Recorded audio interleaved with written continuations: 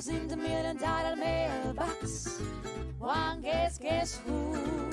Who'd never ever start an argument? Who'd never show a bit of temperament?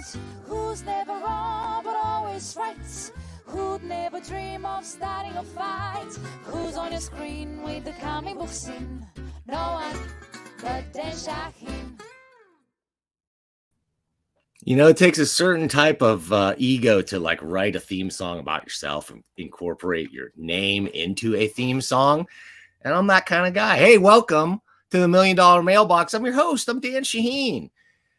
You know, this is a show where we look at comics that people send me for free. One of my key defining personality traits is that I'm a cheapskate. So I love free stuff. So I've got this address. I've got this $1,000,000 mailbox. You can send your comics, either comics that you have created and published yourself, or heck, comics that you just want to hear my opinion on. You can send me those too. I don't get a lot of those, but I wish I did. Send them to the $1,000,000 mailbox. It is P.O. Box 1163 Arcata, California, 95518. It is beautiful here in sunny Arcata, California. And today I'm going to dive in to the $1,000,000 mailbox with my pal Larry Young. Man, I was just getting choked up backstage talking about how Larry is like, he's like the brother I never had, the older brother I never had, but I have 3 older brothers. But he's the one that was like deeply into comics and science fiction and like knew the stuff from that. Like he watched Space 1999 that was never in my purview.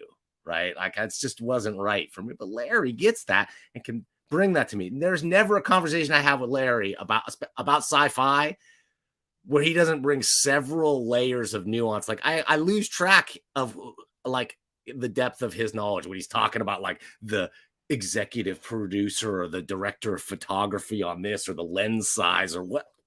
I love it. Don't get me wrong, but I'm out of my depth. So I'm going to talk to Larry, but first, wait a minute. We got to get out of here. Oh, but wait a minute. Before I bring in Larry, this is long overdue.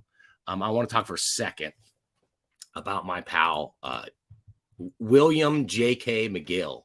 Okay, in this picture, you know, you can tell which one's me.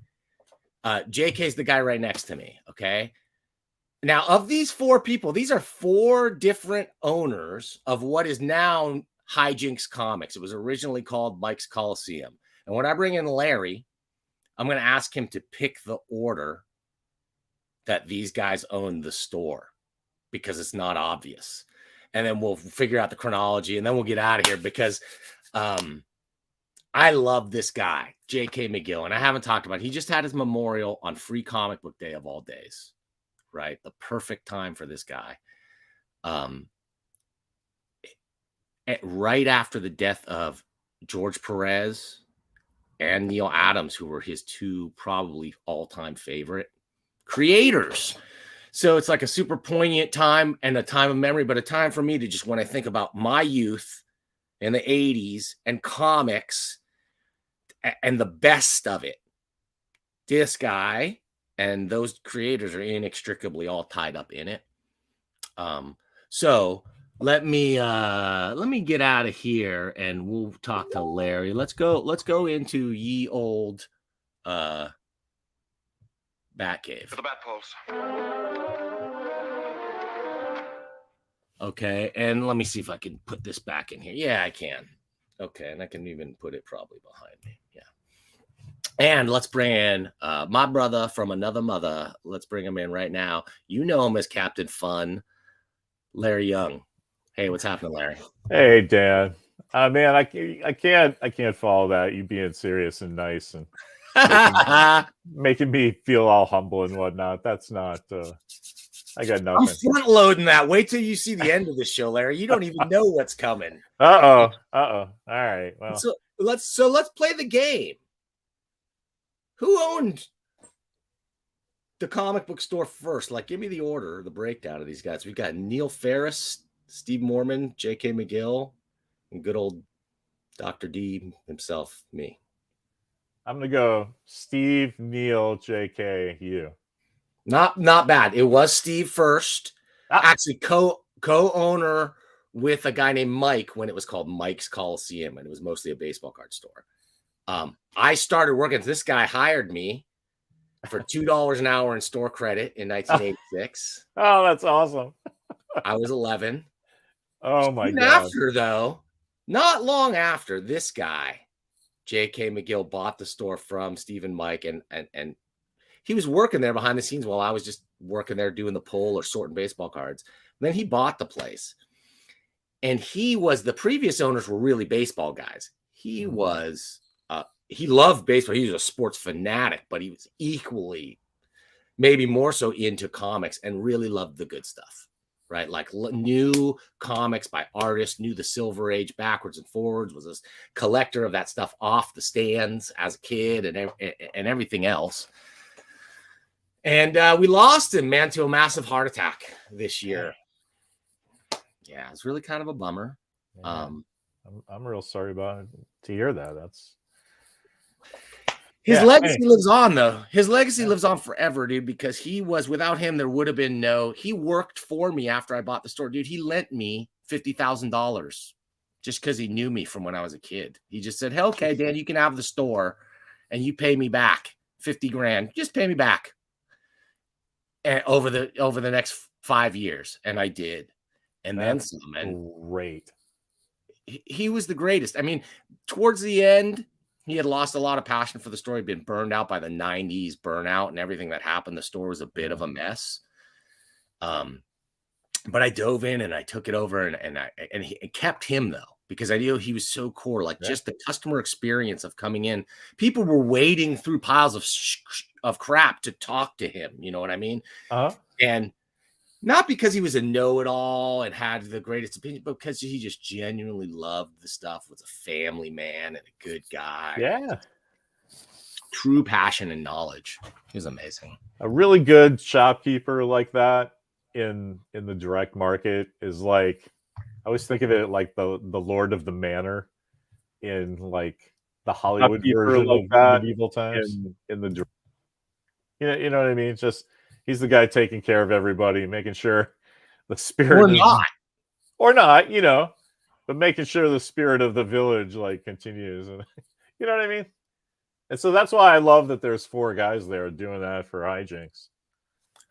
Well, I mean, the personality, though, of like the comic shop guy, like from The Simpsons, was formed as this like a guy who's kind of a jerk, a know-it-all, and JK was just everything that was the opposite of that. Like he did know a lot, but he never made you feel like you didn't. And right. I love guys like that. That you get more like they're sharing their knowledge than like getting one over on you. You know what I mean? Yeah, that was the thing. There were guys in this town, and they're still there running stores in San Jose. I'm not going to name them. But it's not good. There's like there's guys with ankle bracelets from all the shenanigans that they've done in their comic shop in San Jose. Let's just put it that way. I wonder who you're talking about. JK was no, I'm not going to name any names. Any San Jose people out there, you can guess. Take a guess. Anyway, let me get out of the maudlin section of this show, Larry, and let's get into some comics. Okay, you ready? This is my favorite kind of rocket launch. You're ready to go, and then you're like, wait, there's a 20-minute hold. We're going to talk about some sad shit, and then let's light this candle. Let's do it. We're go. So I'm right behind you, Dan. All right, here we go. Let's cha-ching. We dive into the $1 Million Comics Cam, and I thought I'd start us off with the Richie Rich. We're not going to look at this, but Richie Rich to me is an underappreciated thing, in as far as design and also like the zeitgeist of like children's literature at that period. Like you're making this thing about a zillionaire ultra capitalist that we're not sure that Alan Moore may have taken inspiration. I've got it right here, Larry. What do you think? Absolutely. To me, just the shape of the TVs and stuff, and knowing how like deep into this stuff Moore was, and Gibbons. I wouldn't put it I was gonna say maybe Gibbons said something. You know, I can't imagine Alan. Although if anybody specifies, right? Hey, you know that cover of Richie Rich where it's just basically an ad for all of our other comics? Yeah, like that, except with Ozymandias. But how creepy is because like what is Richie watching here? He's watching like closed circuit TV cameras in this thing, right? Like he's got his eyes on Lil Dot. You know, here's the thing, secret history of me.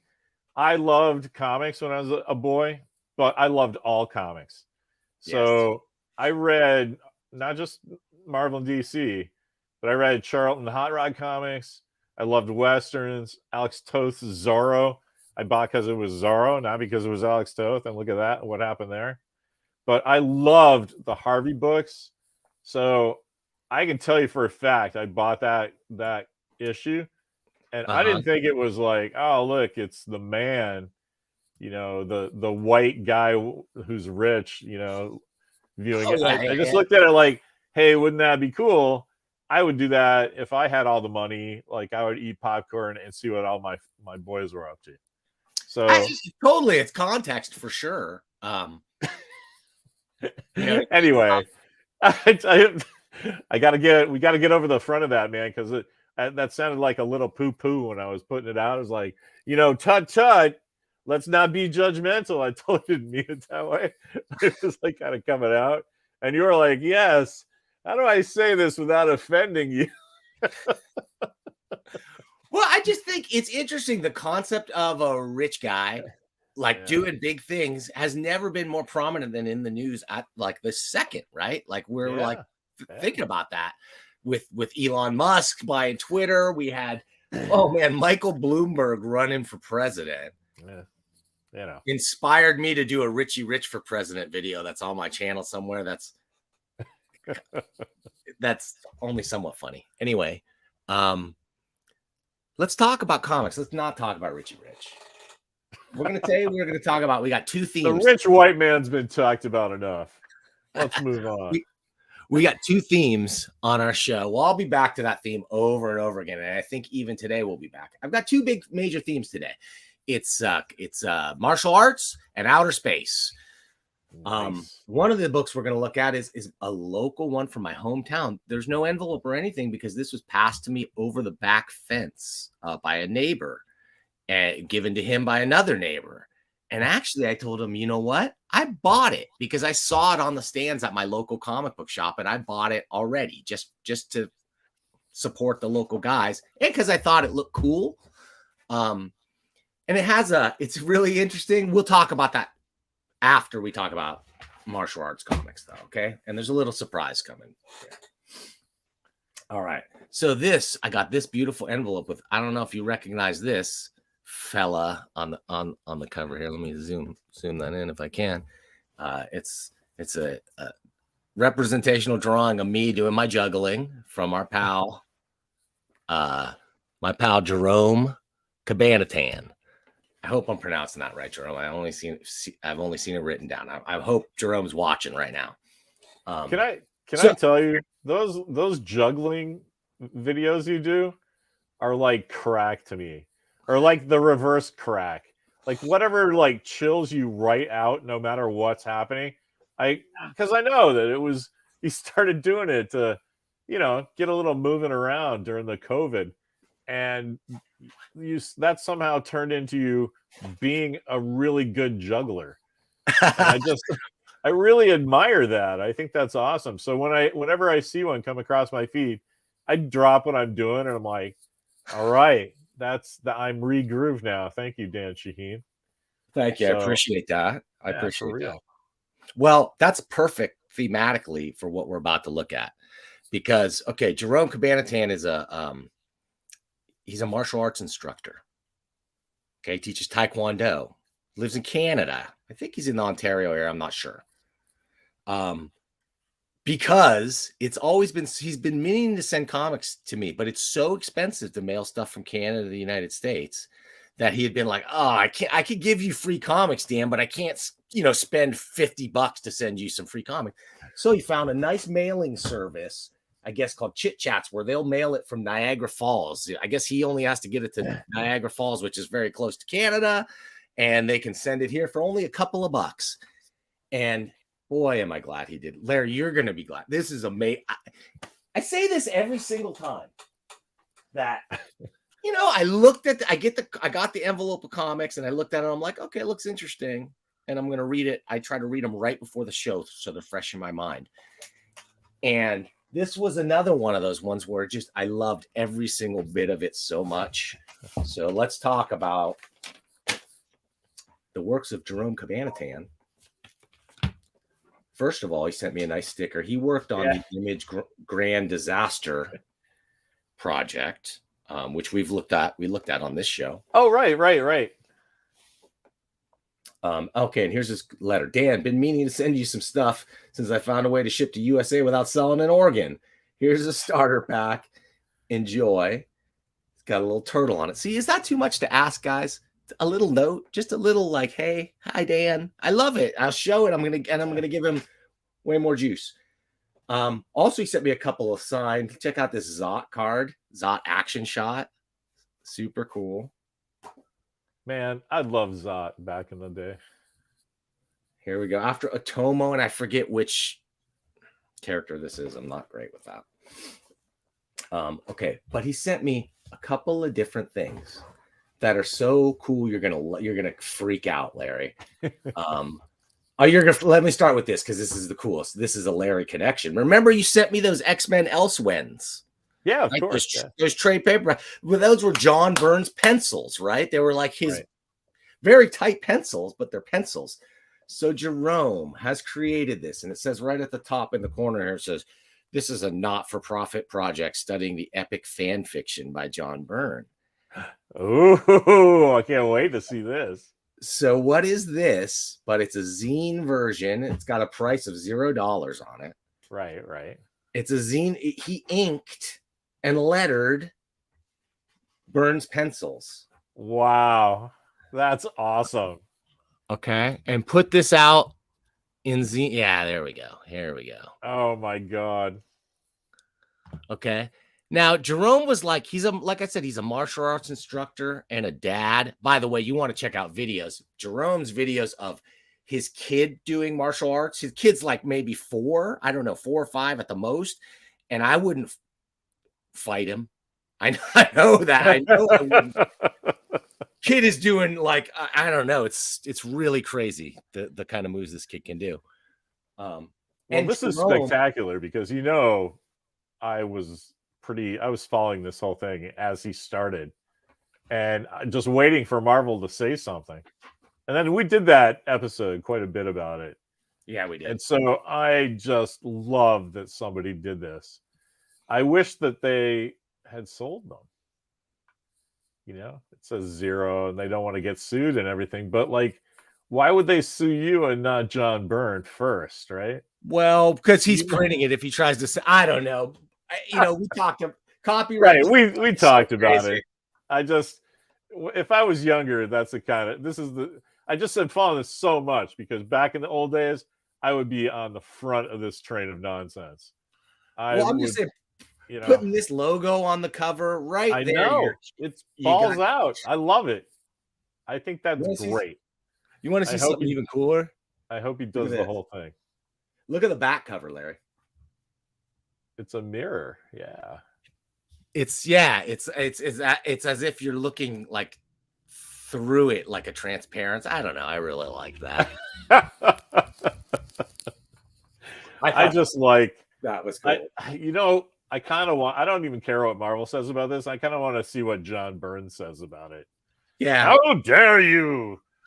I don't think my pencils that I give away for free. Dude, there's tons of people doing it. And honestly, Jerome is such the epitome of like a martial arts movie. He even talks about, he'll talk in the other zines I'll show you. It's like he used the pandemic and the downtime to focus inward, get with a group of people that were doing comics and they all leveled themselves up and they all just dedicated themselves to just making pages and doing comics. That is great. Let me see. Oh, pronounce correct. Oh, and we got Jerome. He's not, you got to like log into StreamYard or something to get your face to show up on this thing, but I did pronounce Cabanatan correctly. So let's talk about everything he's doing right. He's leveling up. You can see his inks. I mean, dude, if you're gonna ink and you're gonna learn to ink, why wouldn't you learn to ink on the pencils of a master? Oh, I agree 100%. Yes, absolutely. Just think of the drawing lessons almost you absorb by inking something like that. I love this entire thing. I kind of want to see somebody script over it, like, because the art is amazing, storytelling is amazing, obviously top of his game. His writing, never better than a B+.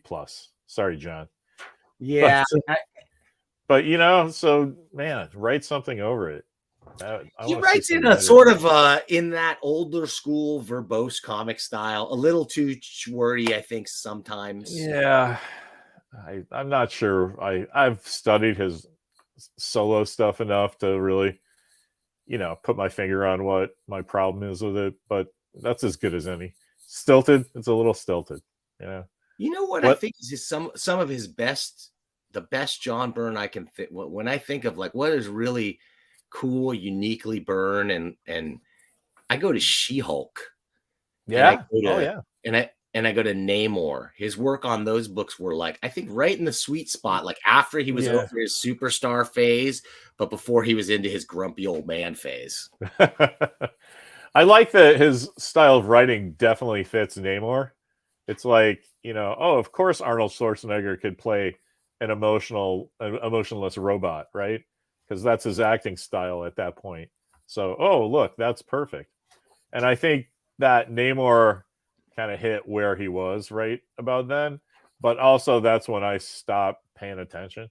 The stuff I liked, I think Alpha Flight 1 through 12 is the best stuff ever. It's fantastic. So he wrote that, so God bless him. Just sometimes he hated it. Yeah. I love his work on the FF. Sometimes stuff just doesn't, I loved his FF. I loved his Cap. Those Cap stories were great. The Bear and Blood stuff. Yeah. So much John Byrne to love. And Next Men I enjoyed too. A different degree. I bought it. I read it. Okay. Anyway, nice work on Elsewhere. I love this. I love that he did this. It's such a fun version to have. Now I'm going to put this with my other. I have like two different bootleg versions, so like it's going to get weird, right? It's like it can mutate and turn into other things that I just think is awesome. Okay, now let's look at. I'll go next to this. Tales of Kayfabe flip book with the Super Tiger.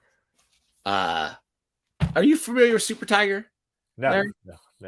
Okay, this is a Savage Dragon character. Okay. I believe it originated in Savage Dragon, who is basically kind of like a Bruce Lee and is really like a fan favorite of see, this is stuff like these Image guys and the Image Grand Design, like the Image dudes and their books are to them what these old Byrne runs are to you and me. You know what I mean? Like they really cut their teeth on this stuff. That's their Kurt Swan. So Jerome, the thing about Jerome and his comics that he draws, he drew this stuff himself, is as a martial artist, it's all centered around action and martial arts, which I really love. Let's see. Wait a minute. Let me see if I can figure out how to do this. Shrink this down just a little bit. I think I can. Yeah, that's a little better, I think. Oh, yeah, that's nice. Okay. That's pretty nice. A little more, maybe. A little more. There we go. Perfecto. Okay. So every one of the comics, there's a fight. It's all about fights, and it's all like really well thought out sequential fight moves that like you can tell the guy he's thinking it through the way a martial artist would think about a fight. It's not just slam bang, whatever. That's Jerome's strength. Here we have an all action battle between it's Savage Dragon versus Spawn. It's just all punching and destruction. I love that color and layout. That's cool. Beautiful stuff. My only gripe is I would like to see this many panels on a bigger page because yeah. So yeah. It's a little hard to please. read for me. Yeah, it's a little hard to read for me. Okay, and this is a flip book though. We'll flip it over, and the Tales of Kayfabe side. This has got a really fun story, again with characters that like are fan favorites, known for being lame. I forget what this dude's name is. Running into Ed Piskor in the men's room, and Jim Rugg as well shows up in the story. Jim Rugg, yeah. In the bathroom, hanging out. We get a cool. This is some of these pages I like better because he's getting into these bigger panel sizes, and they read this like these pages here read so well to me at this mini comic size. It just goes to show you that like your density of panels and pages not universal. Like you can't take one that's meant for a regular size comic necessarily and cram it down real small. No, absolutely not. I mean, you can do that with icons, like logos, right? I mean, that's the idea of a logo, that it looks identifiable at postage stamp and, Goodyear blimp sized. But yeah, that's not storytelling narrative. Harder to do in comics for sure. I think if you're writing a mini, you should think about less panels per page, I think. Then again, this might just be one way that this is being put out. This is almost like the ash can to the larger editions. Oh, speaking of which, by the way, I have so much stuff. A guy named Tony McMillan sent me a stack of stuff that he's worked on so big that I haven't gotten through it yet to review it. Tony, it's coming, I promise.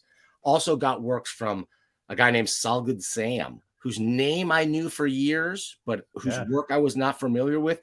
And it is so beautiful. I cannot wait to review that thing with you, Larry. Salgood Sam's one of those guys that's been around the comics internet forever. Uh-oh. Did we lose Dan? No. Sorry. I'm just looking. I linked the first 1.5 issues. I'm not sure what he was talking about. I wasn't paying enough attention.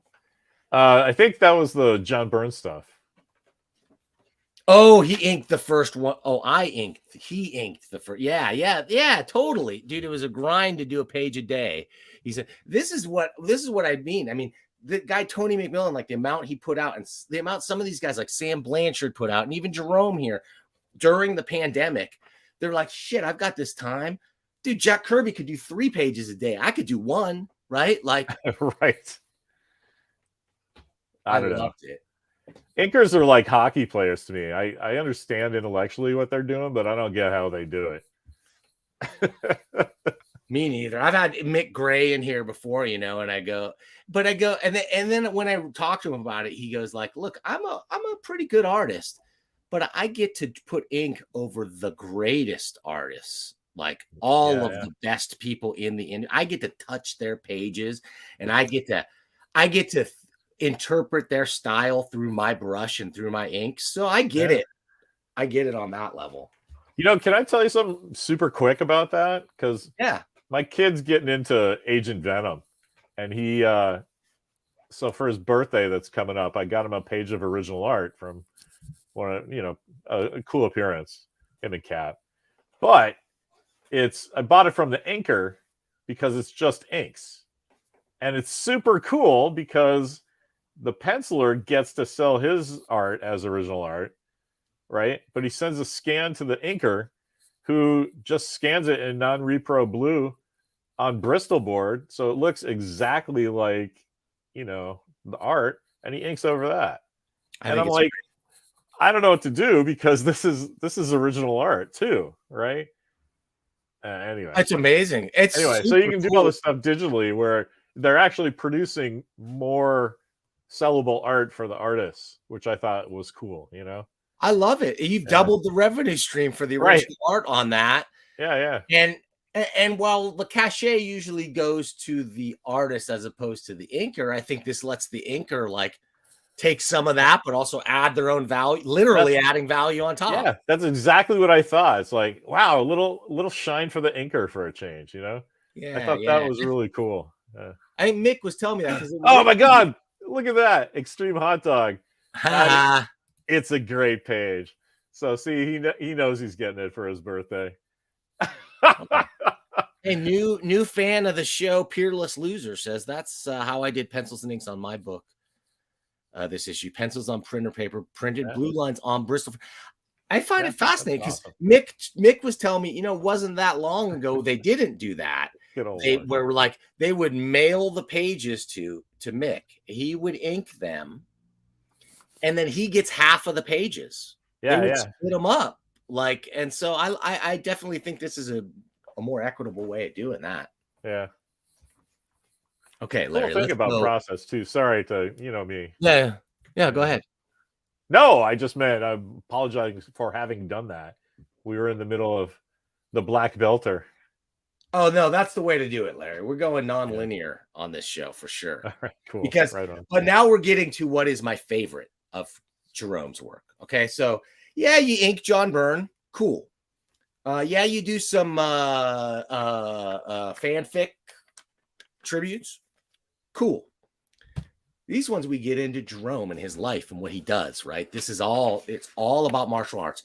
And if I'm not mistaken, he did these as like short comics material, like for his business and stuff, some of them, and he's collecting them here. I'm not positive, but this guy, Jerome, has also got the number, I think, 3 and 4 selling kids graphic novel on Amazon. He's got ads in the back of this for that I'll show you in a minute.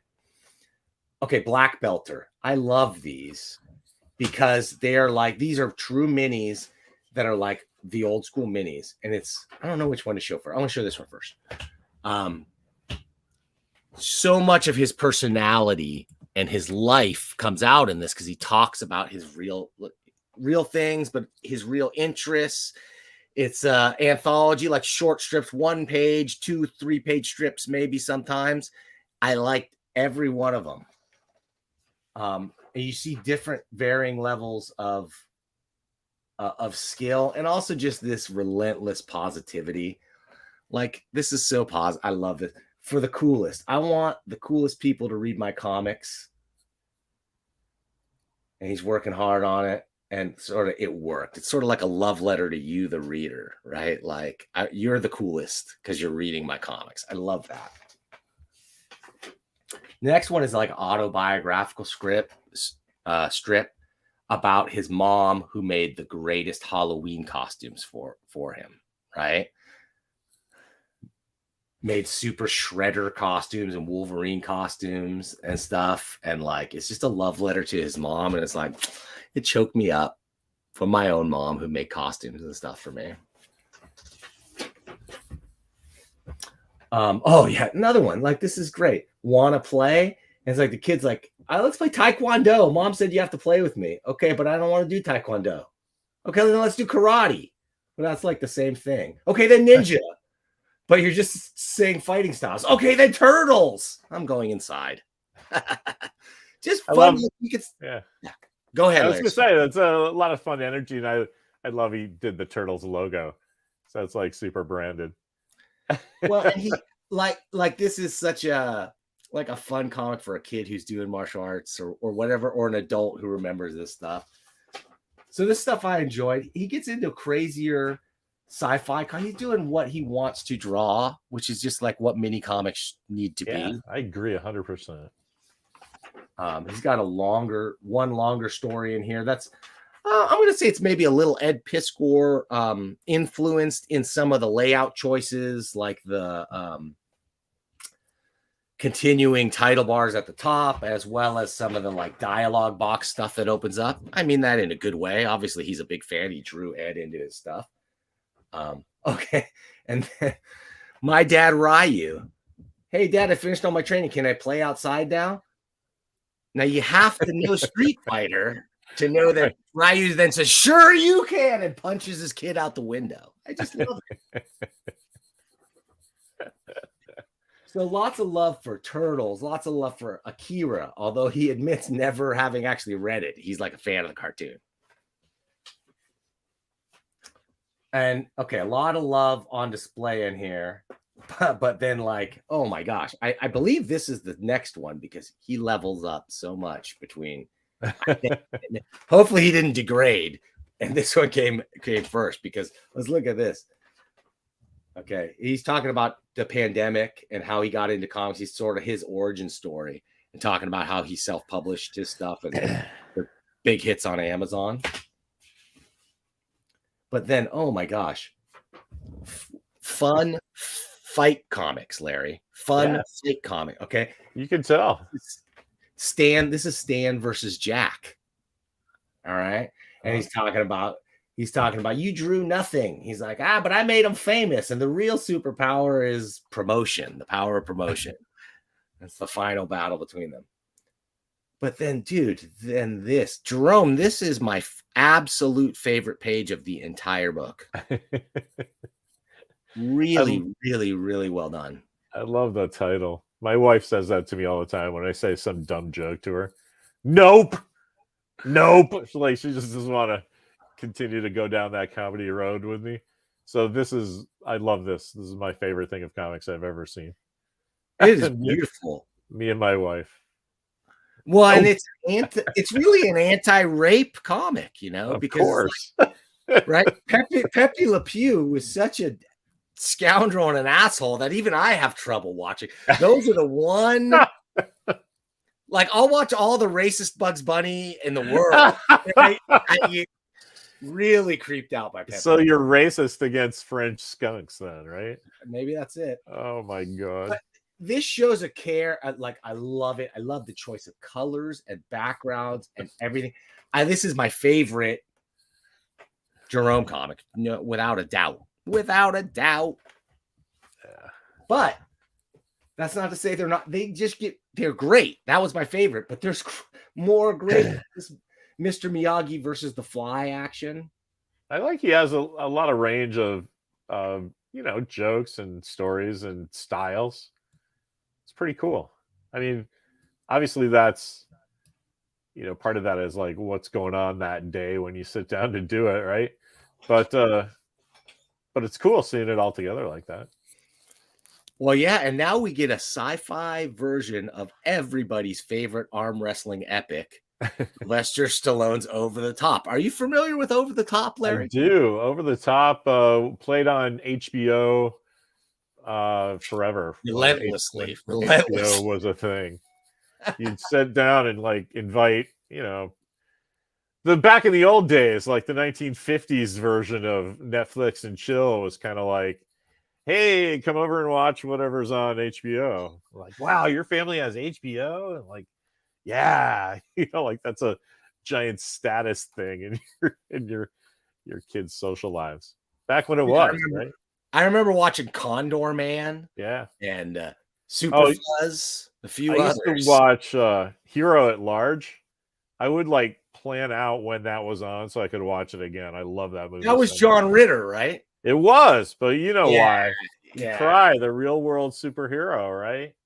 Oh my god. That's a long lost real world superhero movie, Larry. I haven't thought about it forever. That movie is killer. And just the kids have just, there's no way to discover it anymore.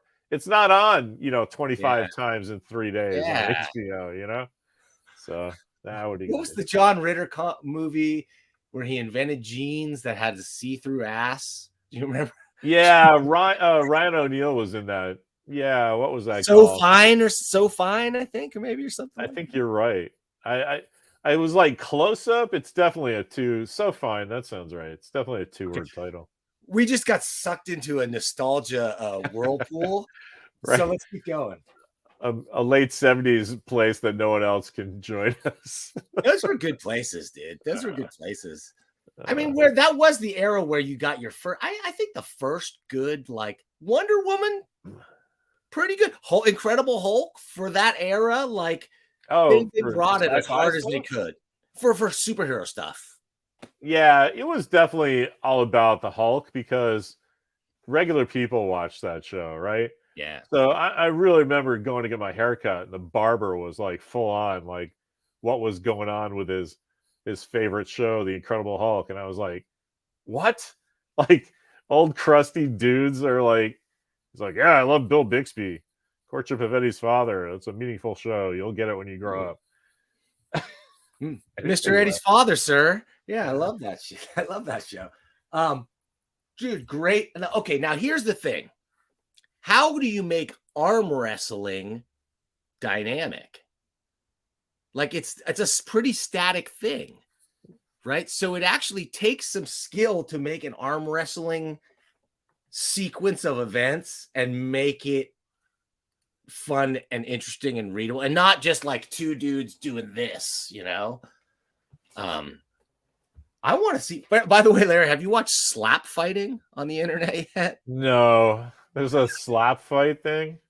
Oh, dude, slap fight. Two guys just stand in front of each other and slap them. Yeah, I've seen clips, but like on soap ads, that's a real thing. Oh, there's a league. There's a whole. Yeah. Well, that's probably why Putin decided to invade Ukraine, right? Over a slap fight insult. Right? Some Russian slaps some Ukrainian. It's time to go. Anyway, Jerome, I would love to see your take on slap fighting. Okay, so we got the story. What I want to this issue showed so much like he's trying different styles.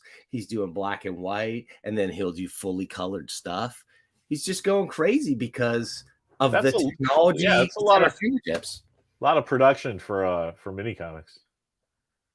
Oh, absolutely. Way more than he needs to do. But that's the thing, dude.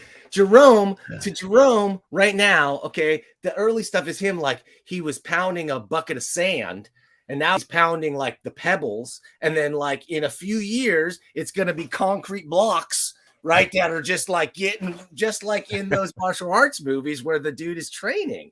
I hear the montage. Yeah, I hear the music already. Dude, totally. And here's his. And so he's got stuff you can buy right this second. Go to Amazon and buy. I'm going to buy them, Jerome. I'm not just saying this. Sometimes I just say it. Sometimes I just say it. I'm going to buy these. Not this time. Well, because one, I really want to get my kids involved in martial arts. I have two girls, and I want them to just feel that agency over themselves and sure. Like control their bodies and all that good stuff.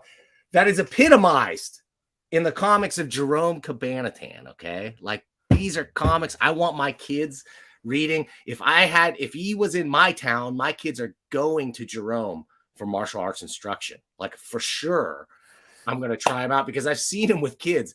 I saw him do what's called a chicken fight with like 20 kids where they all have to hop on one foot and try and knock each other over. Oh my God. And he knocked him all over. He's going after him. They're like 6-year-old kids. He knocked every one of them over. And that's great. Every second of it. Chicken fight with an adult is the no-win scenario. Jerome, you made my day with these comics in a way that just brought me back to like the mini comics scene. That's just gone, right? It's kind of gone, or harder to access. Ironically. There's still shops that specialize in them, but like you gotta fly to Chicago or something to find. When I started, like in the mid '90s, like mini comics was like there were mini comic catalogs about other mini comics. Yeah, like Fact Sheet 5 or whatever those types. That's exactly what it was. Fact Sheet 5, and man, I loved Comic Bus. And Comic Bus and Dishwasher were my two favorites. Dishwasher was a guy who just did a zine about he wanted a dishwashing job in all 50 states, and so like one entire thing was just like they were like journals. Like every time he changed jobs, he'd be like, that girl was full of shit. So I'm in Louisiana now on an oil rig, and I have the best room in the house because mine's got a porthole. It's like I could just read that stuff for hours. I just thought it was great. Anyway. Well, Larry, do you got time? You got a heart out at noon or anything like that? I'm good. Mimi's in Boston and Walker's got football practice. So yeah, I'm good for a while. Okay, so then let's talk science fiction. Let's shift out of martial arts and go into your specialty, Larry. Let's talk about Barb, chapter 1. Yeah. let me see. I think I need to go back to this size for Barb. Yeah, okay. And what's really fun about this, besides it being from my hometown? Like everything. What is not fun about that? Yeah. It's just her name's Barb. All right. You know, it's like that could be anything. Like Dottie, chapter 1. It's kind of what it is. Barb is just kind of like a badass space chick. I love it. And very Ripley inspired, I think, you know. Well, like yeah. That's that. You know, you can see that inspiration, but like with a different body type that they address in the book. That's pretty cool. She's like she's older. She talks about how somebody calls her fat in the book, and she's like, you should have seen me in my 20s, or she's thinking about that. So we know she's she's maybe in her 30s, 40s. Okay, so you open this up, and two things that are cool. Right away, the art, very fun. You could tell it's like European influenced. It looks like I don't know. It looks like it was published by Catalan or something. It's got a Milo Manara kind of ish look to it. I don't know. I'm not as versed in European comics, so it's hard for me to pinpoint the exact references, but it screams like Mobius. It screams Manara. It screams bande dessinée. But the other thing it screams, Larry, is Did right you just here. speak French? Bande dessinée. For the Saint-Tropez tan. This is the soundtrack for Barb, and I've downloaded. I love it. That's awesome.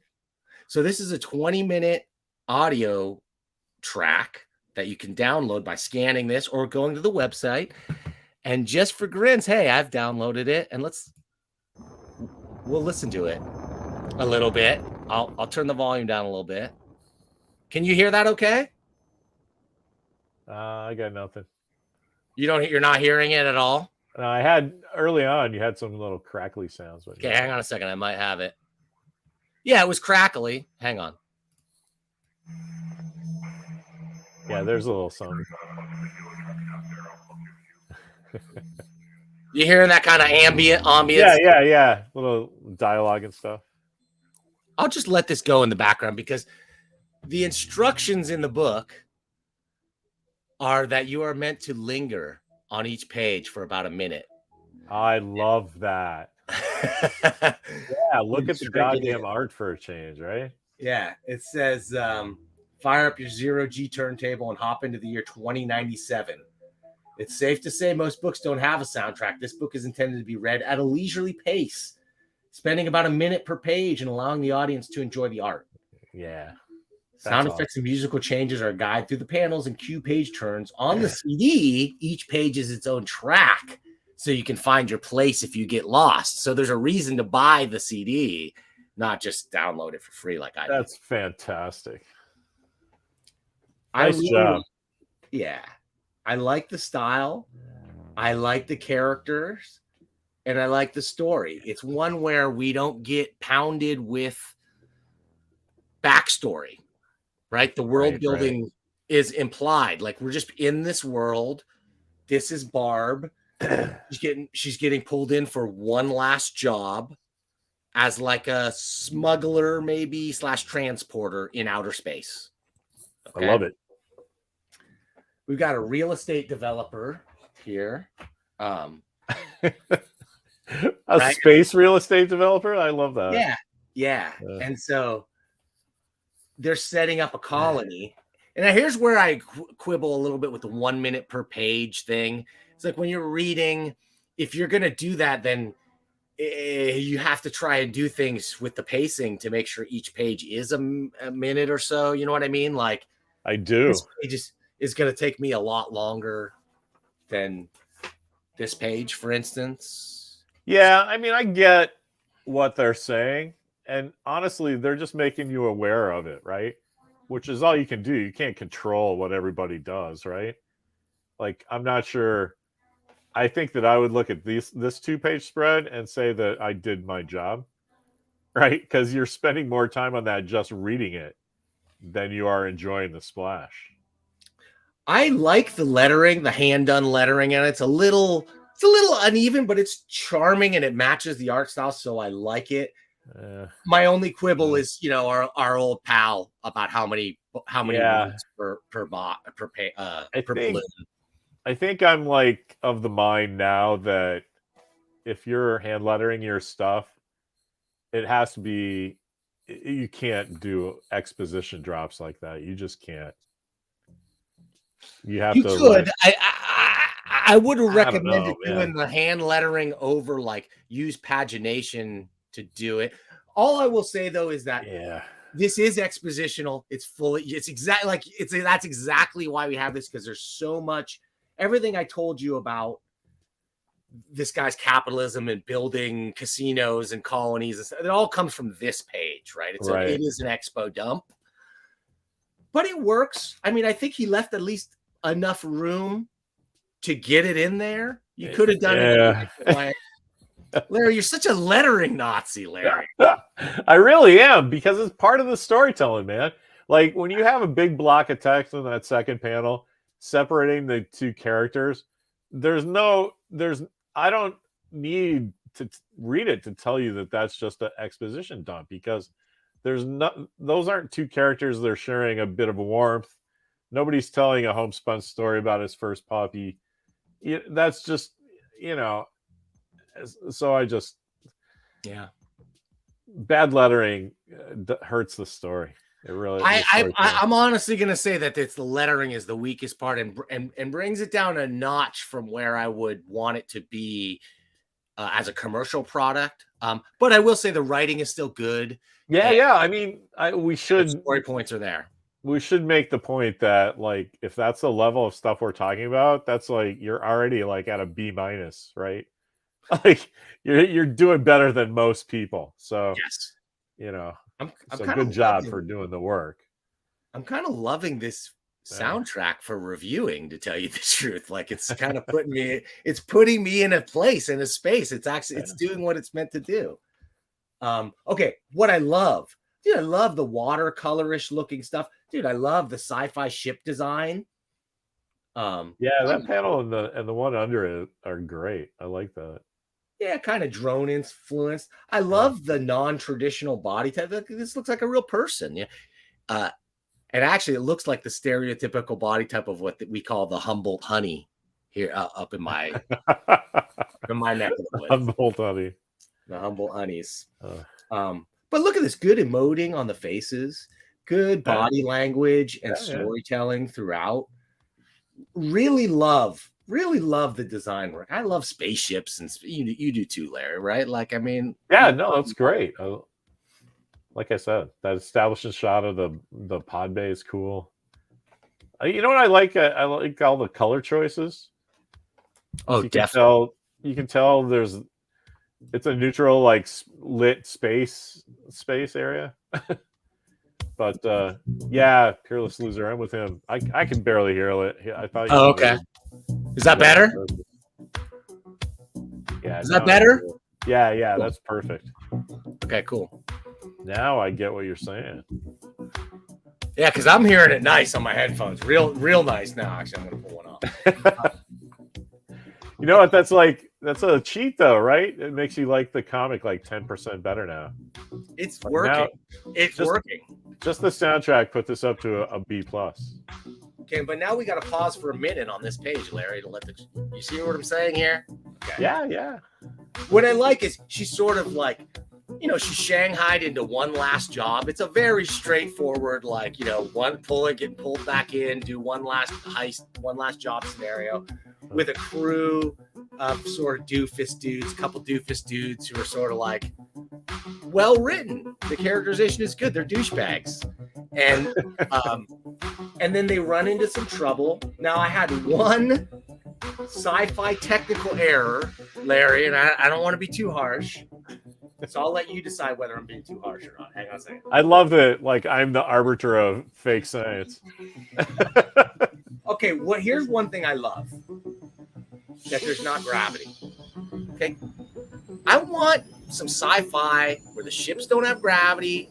I want somebody to have a laser gun that doesn't make a sound when you pull the trigger. You know what I mean? Like I Right. want one that Yeah. actually just shoots a laser beam that does what we all know a laser can do. Dude, I totally want that last bit in a GIF. Like you going like this to the camera was like the most awesome thing ever. Yes. Okay, so I love the artwork. I really do. The wash, watercolor sort of painting. And that brings me to a European space comic. This feels like Alien, or the inspiration for Alien, the kind of stuff like George Cameron was probably reading in Heavy Metal or loving or whatever. Or what's his face? Okay, they get attacked by pirates. I guess they're not smugglers, they're whatever, fine line, whatever they're doing. And they get attacked by aliens and have to come up with an escape plan. That's pretty cool. Like they do a cool bait and switch kind of like spacey thing that feels real. Where like they take the ship to a halt, he tells them to go to the airlock, she tells them to go to airlock and send a transponder unit out that's going to fake it and look like they are the transponder to the bad guys, right? And then they back up the ship in front of it, and when the alien comes in to check it out, they blast them with their impulse engines. That's awesome. And make an escape. It's a great little small caper. It's to be continued, but it's a satisfying story and adventure in one issue. I love that. That's great. I'm gonna read more Barb for sure. I really enjoyed it, and I have one last comic, Larry. One last sci-fi comic that somebody sent me. I got it in the mail, and can you believe it? This guy actually tried to bribe me. And he sent me a bunch of wooden quatloos too. And he sent me this comic. Astronauts in Trouble, live from the moon. Let's see what this guy has going on. Number one. I can't wait to nitpick the lettering to death. That's what I'm waiting for. I know where they are. That exact problem shows up in this. So let's talk about it. Let's talk about what this book is. Mission Commander, Astronauts in Trouble, live from the moon. Mission Commander Larry Young, writer, creator, letterer. Flight crew, Matt Smith, Brian Wood, Matt Hollingsworth. I think I've heard some of those names before. A bunch of heavy hitters, huh? Mimi Rosenheim editing. Adam Beechin, I know that name too. Editorial assistants. So Larry, tell us about this. And wait a minute, who is Gundog Comics? So back in the day, hey, do you want to turn that music down a little? I'm about to do that. Yes. Yeah, you were a little tinny. So back in the day, I get it in my head. I was doing mini comics, so that's perfect. I love mini comics, and one of the buyers for Capital City saw what I was doing at the first Alternative Press Expo. It was like, dude, this is great. And he ordered 3,000 copies of a 50-cent mini. And it was just, my take. I actually published it in the back of the script collection. Just like a little Astronaut in Trouble 8-page thing. Ooh, look at, I'm thinking about Earth as I die, And he's like, this is a whole thing, man. So I wrote a comic. And I was talking with my buddy Rob Snell, who owned a couple of comic stores down in Missouri with his brother. And it's called Gun Dog because they sold guns and pet supplies. And they were next to a college, so they had a Xerox machine that they charged a nickel a piece, and it made them like something insane, like $200,000 a year, a nickel at a time. And so they just like comics. So they're like, okay, now we're going to publish comics too. Well, it's Gundog Comics. And I knew him because I was working for Hibbs, doing all the propaganda and marketing and whatnot. And they were following what I was doing, and I was following what they were doing. And they had a comics line. Dang, I forget, but it was pretty cool. A little spy thing that artist named Eric Young did. No relation. Yonge. But so we said let's put it together like a line. I'm like, I know everything except how distribution works. And they're like, well, we know everything except how pre-press works. So I helped them put their books together, and they distributed mine, and then there you go. That's the beginning. I tell them all the time. I give them credit for like putting me out there, right? And they're like, dude, we had nothing to do with it. And I'm like, no, you don't understand. I didn't know anything about distribution. And like by the time issue 5 came out, I'm like, okay, that's awesome. I know what to do now. And they were like, yeah, that was fun. And I'm like, no, I got to keep going. So that's where my I'm a little confused though, Larry. Did the entire series come out as individual issues, or did you? It did. It was I drafted it out as a 6-issue thing, and so because I knew they were closing up shop, I was able to do issue 5 as a 36-pager, and kind of there's an awesome innovative thing that I hadn't seen in comics before that I really liked, and I compressed all of what was going to be like a big story point of the end of it into a 2-page spread. And Charlie Adlard was a hero because it was like, here's the moon, here's 4 narrative tracks, each 3 panels represents a story. So basically Charlie and I told 12 pages of story in 12 panels, which was really cool. We're talking about Walking Dead's Charlie Adlard, right? Yeah, that's Astronauts in Trouble is the project that brought him to Kirkman's attention and gave him the takeover from Tony Moore. But yeah, I'll point out some really shitty lettering if you want. But he didn't draw this issue. No, you know what's really funny about Charlie? He didn't draw the first 3 chapters of AIT, but then that's what he's known for. And he didn't draw the first 6 issues of Walking Dead, and yet that's what he's known for. True. So sometimes that just happens in comics. Sounds to me like he's a dude who's just like a pro. You can bring him in. You can totally count on him. Yeah, make things happen. Yeah, that's yeah. Okay. Tell us. Let's go. And then wait a minute. And then the last story. This was my favorite part for sure. Oh yeah, right on. For sure. Not just because superstar DMZ creator Brian Wood, who's actually kind of, I don't know, not my favorite guy I ever met. I'll just say that. Yeah. But he drew some great comics, and I sold a ton of his comics for sure, DMZ and stuff. Yeah. Is this his first work? Some of his earliest work? No. So we published this in 1999. So he had been doing Channel Zero for a while. So it's not his first stuff.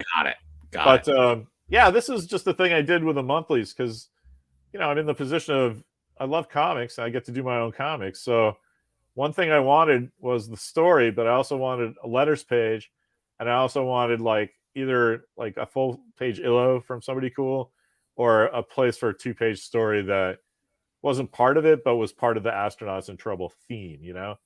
Because besides my mini comics, I had done a couple things for Caliber's anthology book. I forget what that was called. That had Astronauts in Trouble in it, and then Jinx charity special that Bendis did had a 2-page astronaut thing in it. So I already had it in my head that thematically it was its own thing besides the Channel 7 story, right? And so every monthly has something cool. Like Brian did one, Kieran Dwyer. This is so Larry the Cerebus fan. Did you have a letters call? You have a letters issue in your a letter column in your first issue, Larry? I did. There's probably guys. Can you zoom in on that? I want to see who these guys are, because it's people that got. Let me read some of this stuff to you. Hang on. It's people who got Xeroxes of it. Because one of the things I did, as a retailer. Oh, hey, somebody's got a black and white book coming out. Good luck. I hope that works out for him. Right. Totally. So when we did it, I'm like, look, here's the whole, if you don't believe me that this is coming out every 28 days, just tell me and I will drop 110 pages of art on you. Or I can take this picture and you can believe me that this is a stack of art. But this is coming out every 28 days. And you can count on this money. And so you sent preview copies out to retailers. to retailers and fans, guys I knew from CompuServe. Like I see Gary Berta's in there. That's cool. From CompuServe, Larry. I love it. You're a dating yeah. so much. I love it. Phil Friel, yeah, that's cool. I think you drop your AOL address in here somewhere too. On here. No, it's Earthlink up at the top. Oh, Planet Lair at Earthlink. Well, let me just read a smattering of some of these letters because they run the gamut from like the faintest of praise to like superlatives. See, it's a letters page, man. We totally did that on purpose. That's great. My favorite line. Wait a minute. Wait a minute. It was like the art was decent. Yeah. What are you gonna do? The art was decent, but everybody liked the story. And let's touch because this is so timely now, Larry. I agree. This is genius. Whoever did this deserves a Nobel Prize. Is there an active option on this? Because this is like ripped from the headlines today, but you did it 20 years ahead of time. Yeah, I don't think it's represented, but it's not. I think the last option has lapsed. But yeah, this has been optioned like 5 times, 6 times, right? And you want to tell, like, you don't got to get specifics, but is that like life-changing money, year-changing money, like fun extra pocket money? Where would you put that, like, option money that you got? I mean, I don't really know how to answer that, right? I mean, because part of it is like it seems very validating, right? That like, oh, somebody else gets what I'm doing so much to cut me a check. But then it's like all the option money from the astronauts I put back into the business to pay printing bills for other people's stuff. So I kind of never kept track of that because it wasn't. It was more. I mean, comics is all beer money anyway, right? Unless you're Marvel or DC. Well, so unless that option got picked up, right? And then it would be, I don't know. Yeah, well, then it's different. But then imported beer money. Yeah, it's, I mean, micro brew money at that point. There were a couple options that went for crazy money across the life of our company. So, but you get that one, and then either it happens or it doesn't, right? And the astronauts is the gift that keeps giving. For some reason, it's still in print. It's in print from 2 different companies, actually. I honestly think if we're in the hands of the right producer type person or star or something read this and like right now, like maybe they wouldn't have 4 years ago, but like right now this is Elon Musk. Tell us this conceit of Astronauts in Trouble. Just give it. Well, it really is. It's like everybody says, what would they do if they were the world's richest man? And so the answer for me is I would become like I would start my own, space launching company, and I would take my favorite news guys along with me because that's great. And so that's where that came from. They always say, write what you know. So it's like, I'm a crazy guy who thinks about what he would do if he had all the money.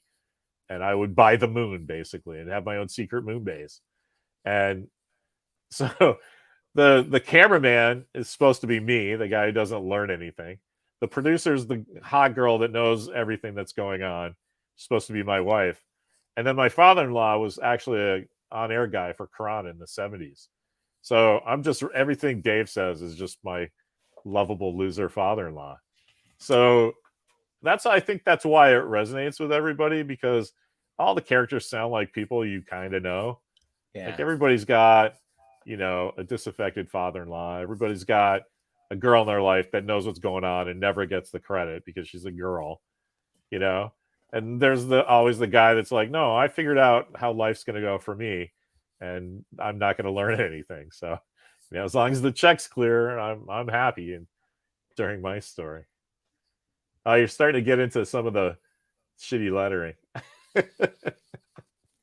If you want to talk about crappy lettering, the arrow placement is just not there. There's a rule about that, Larry. Yeah, I was going to say I didn't want to bring it up, but since you broached the subject, dude, What is going on?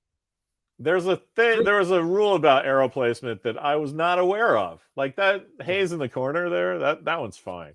I'll show you why that works. No, Okay.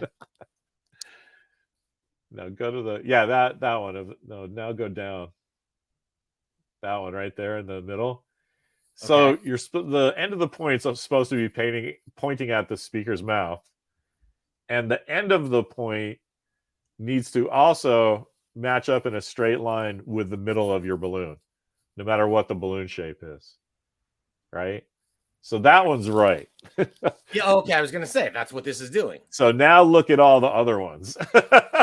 That one's just right by accident. I did not know that was a thing you were supposed to do.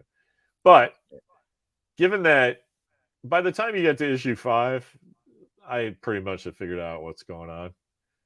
But yeah, that's why sometimes I sound a little rough when I'm talking about on the $1 Million Comics mailbox thing.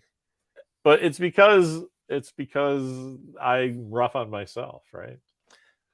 I think lettering is just one of those things that if you're really into comics, you pick it out immediately. Right. Like there's something wrong here and with the lettering. But if you're not, the comic itself feels off. It feels not as professionally in a way like a casual person might not even understand why. One of the funny things is I designed that font too. That's the Astronauts in Trouble font. So like I had like all the snobby ideas about stuff. It's like, it's like a rich kid buying $400 scotch and drinking it and going, "Oh yeah, this is great." Like, no, dude, you have to know why that scotch is so good and why it costs $400, right? Anyway, so that's me. Like I had all kinds of snobby things to say about lettering, but it wasn't really based on experience. You've made the mistakes, Larry, so it's fair to now, yeah, man. Wisdom. One of the things I'll never forget about comic book production is I lettered the Cowboy, the Cowboys, the Philbach brothers. They had a 135-page book that they needed for San Diego, and I lettered that entire thing over the July 4th weekend. It was insane. I was doing something nutty like 60 pages a day. Lettering? 40 pages a day. Yeah, it was insane. I wonder it was digital, right? But oh man, I just told my kid and my wife just like, yeah, great black white balance. Yeah, that's cool. I want to ask you about this, Larry. Yeah, it's Matt Smith. He's a pretty good artist. There's no gray. Yes, there is no gray. Because back then, I get it was the early advent of tones, using Photoshop for tones. Like Matt Hollingsworth was doing it definitely, but you had to be like one of those guys. This was still like all these word balloons are actually printed out on adhesive paper and taped to the art. Really? Yeah. So like the old days, but that was just like just the end of it. Of we had digital prepress, but we didn't use it for the whole book, basically. Yeah, but so when you don't have gray, when you only have a black and white in your toolbox, that's where you have to be really super good, I think, because I think this brings out a lot of like you have to imply gray, sort of like you have to create it by like, I don't know, visually spacing your black and white and how it's all laid out on the page. This was definitely like when we were looking for artists to help us, something that we were concerned about because the whole thing takes place on the moon, right? Which is gray.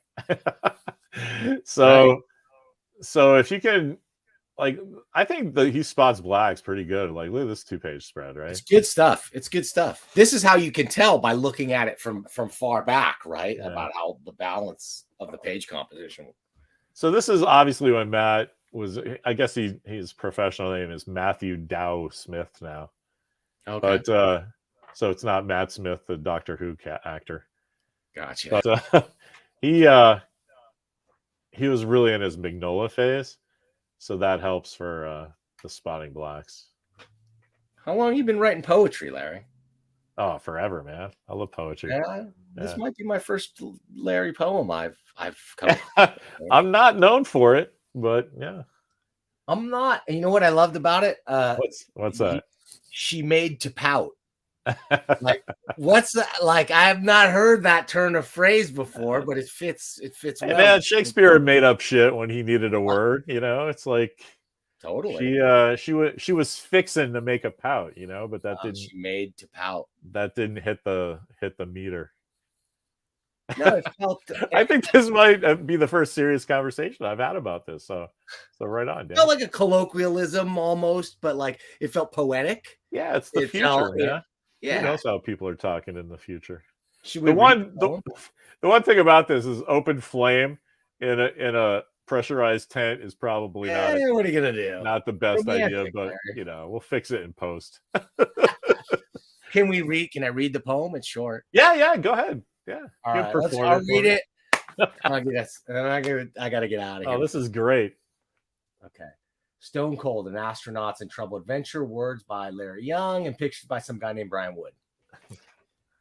The night was clear. The night was fine. The night was randy with apple wine. She made to pout. She made a face. She tidied up around the place. The candles jumped. I baked the fish.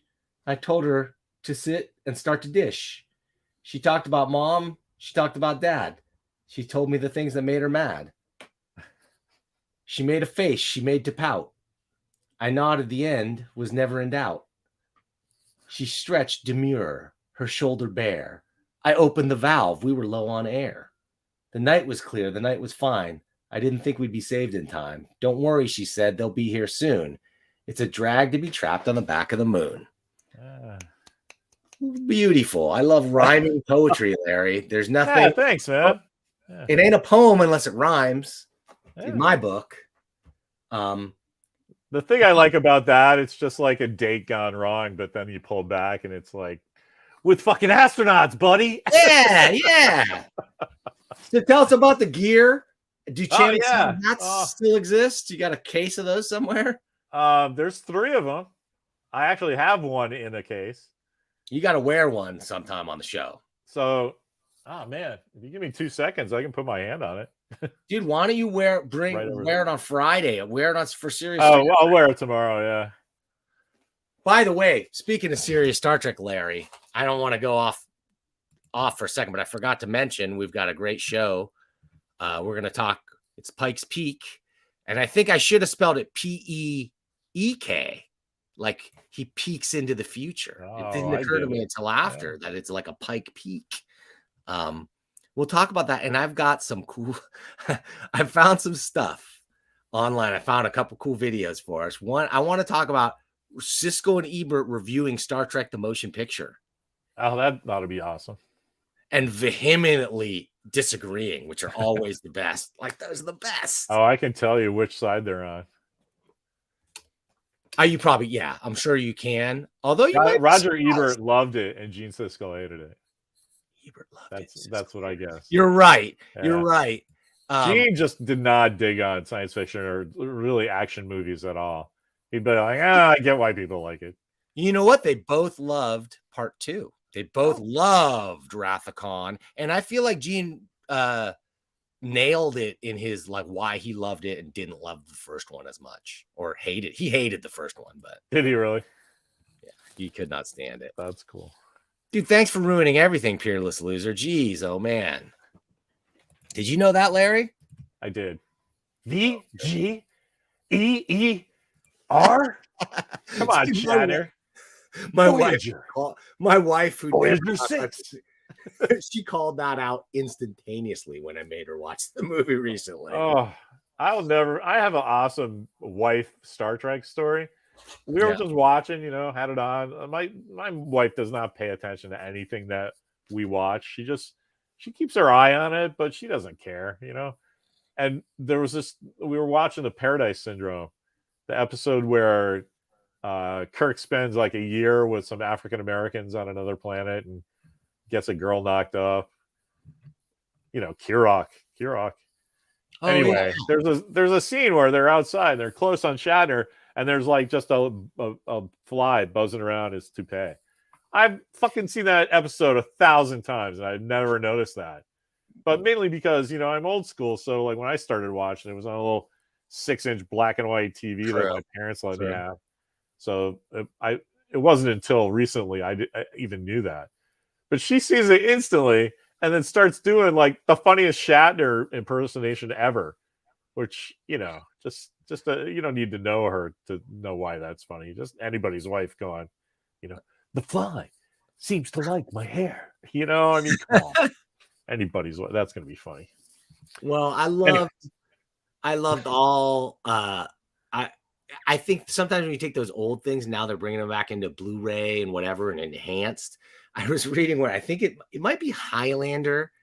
There's definitely a Christopher Lambert movie where you can fully see his balls in the Blu-ray edition. Huh. Like, you see his junk like in a way that you could never have seen it on TV because of the low resolution, but it's high res enough for like.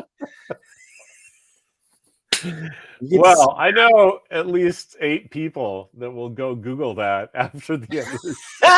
The 8 people watching right now. Right. We're going to be like, no, I think Dan's on the crack rock. And then 8 people are like, I never saw this before. We got the breakdown. I can see who's watching from where. That's cool. We got a few Facebooks and mostly YouTubers. So, hey, out there, thank you guys for watching this thing. Hey, if you make comics or just want to see these two knuckleheads talk about a comic, there's somewhere you could send it. Hey, Larry, where can they send it to? Well, that's to the $1 Million Mailbox, right? It's at P.O. Box 1163, Arcata, California, 95518. Yeah, send it in, man. We will take a look at it.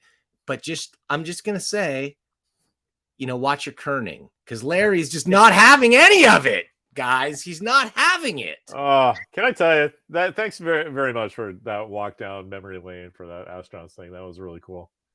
And the kind words at the top of the show, too. You're welcome, buddy. I mean, I have, wait a minute, right here under a stack of Skate Man.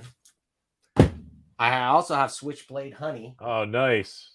We're going to talk about that one soon, and maybe we'll do that on a future episode. I got to get a hold of Brandon. He would have just as much fun talking about that as we will listening to him talk about that. Everybody says, "Oh, Jim Lee's nicest guy in comics." Oh, Dan Didio, nicest guy in comics. No, it's Brandon McKinney. Who's the nicest guy I met in comics so far? Dan Didio's way up there. Yeah, he's definitely was I can see how he went where he did. Yeah, you know, now he's publishing those Frank Miller. Did I tell you I got all beat out maybe to talk to him and Frank? Yeah. I think that's cool. I doubt it, but we'll see. I took my kid to a new store this weekend and I saw Axel Alonzo's new thing with Gemis or Gemis. AWA. Yeah. What's up with that? They were trying to fill me in, and I was like, "Well, go check out my Axel Alonzo interview, Larry. I talked to him in depth. Alonzo is one of those guys that I really think he is the secret of Marvel's best renaissance in the early 2000s. I agree, and that's why I thought it was interesting that he's off on his own now. But he brought so many people to the table from the world really that I loved and produced that era. A lot of people say Quesada, and definitely Quesada is hugely influential, but Alonzo did stuff like nobody else was doing. He was really cool to me at a show. It was 2003 because Last of the Independents had just come out. And he's like, "Oh, yeah, I thought, you know, you were just like everybody else, but I get what you're doing now." And I just was like, well, that's cryptic and weird, but I'm going to take that as a compliment. Well, I think he was just like super serious about it. I think he would just, you know, I think he just thought that I was a fanboy or something that knew people. And then that's how we got where we were. And then once the Fraction stuff and, you know, Fabio Moon and Gabriel Ba, those guys. That's nice of Jerome. Yeah, I will Jerome's say I love the last name Cabanatan because that's what I Cabanatan. want to. That's what I aspire towards. A good Cabanatan. I love cabana. You know, I love that. Well, let me tell you, that little kid he's holding up there, I think that's his son who's a little bigger now, and he'll kick your ass, man. That's hilarious. Yeah, as dads, we love that, don't we? Yes. Well, we love indie comics, right, Larry? We really love it. Because, you know, some of the bigger the corporation, sometimes, like, you know, people are not happy with the way they treat their creators sometimes. You know what I mean? I do. Well, that's why our thing, you know, have a creator all of a sudden be a publisher. Like it's awesome because I get what talent wants, so I gave it to him. And so our whole thing was like everybody splits everything 3 ways, and you get the property back after 5 years. Yeah. And then if you still want us to keep going, just sign up again for another 5 years. And if you want to, you know, Dark Horse or Image or DC is saying they want to publish it, go ahead. That's the whole point of being creator owned. Yeah. And man, I used to get so much shit from people, you know, like, so-and-so is leaving your company. Like, yes, that's awesome. That's what it's all about. Like, why tie somebody up that can leave and go get more money somewhere else, right? Totally. Yeah. And plus, when they go to bed, they know who made them famous. Mike Richardson really is the epitome of that model. He's a guy who started as a creator, really, and a champion creator rights, wanted to give people that ownership as a baseline. Like Bill Shannis too from Pacific Comics. He wasn't a creator, but just believed so much in those creator rights. Because, you know, you can really make some bad blood by. Yeah. It's not worth it. It's not worth the karma. You're right. In fact, you could get excoriated by who some might think of as the greatest living writer of comics. Larry, I'm going to take us out on a little clip today. At the end of the closing credits, okay, I'm going to play my usual closing credits, but stick around for the comic book cameo at the very end, right? Like any good movie, we've got that. Larry, thanks again for doing this, pal. You up to do it again maybe next Thursday? Yeah, that sounds good. I'm in next Thursday. I want to do a show per Thursday till I run out of stuff in the box. That sounds good. Okay, I'm in. Unless I'm going somewhere, and even then, I'm trying to figure out how to do this. You can. Yeah.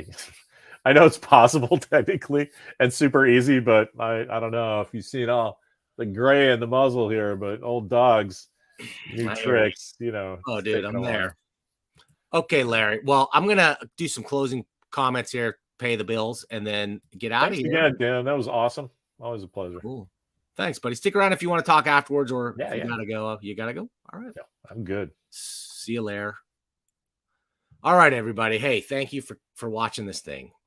Please make sure to send those comics into the $1 Million Mailbox. Give me and Larry something to do.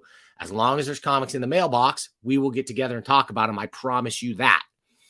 Okay, do that. And then what else? This Friday, come on Friday at noon on the internet. Come in and check out Serious Star Trek with me and Larry again and Dr. John Price, PhD. I'm watching the new Star Trek Strange New Worlds throwback Star Trek series, and I liked the first episode, and I haven't liked the Star Trek show in this century, maybe? I don't know, but I like this one. So we'll talk about that. Plus, I've been watching Halo and a few other science fiction-y things, and that's where I'll try to park some of my science fiction talk. Let's see. Oh, yeah. Also, on Tuesdays, I'm firing up what I just call the Danger Room, okay? So I've already done a couple of these things on Tuesday. I just go in and I'm going to talk about what I want to talk about to myself and to you, and to mix it up more with the folks in the chat. Speaking of whom, thanks, Peerless Loser, for hanging out today and talking. Thanks, El Crudo, Extreme Hot Dog, of course, and many others for tuning in. I want you to tune into the Danger Room. Now, it's not going to be just about comics, although it will be heavily comic centric, because that's just how my brain is, right? My brain seeks out the connections of everything to comic books and ties them together. So come on in and check it out. Now I'm going to play the credits and stick around for the comics cameo. I will see you next time.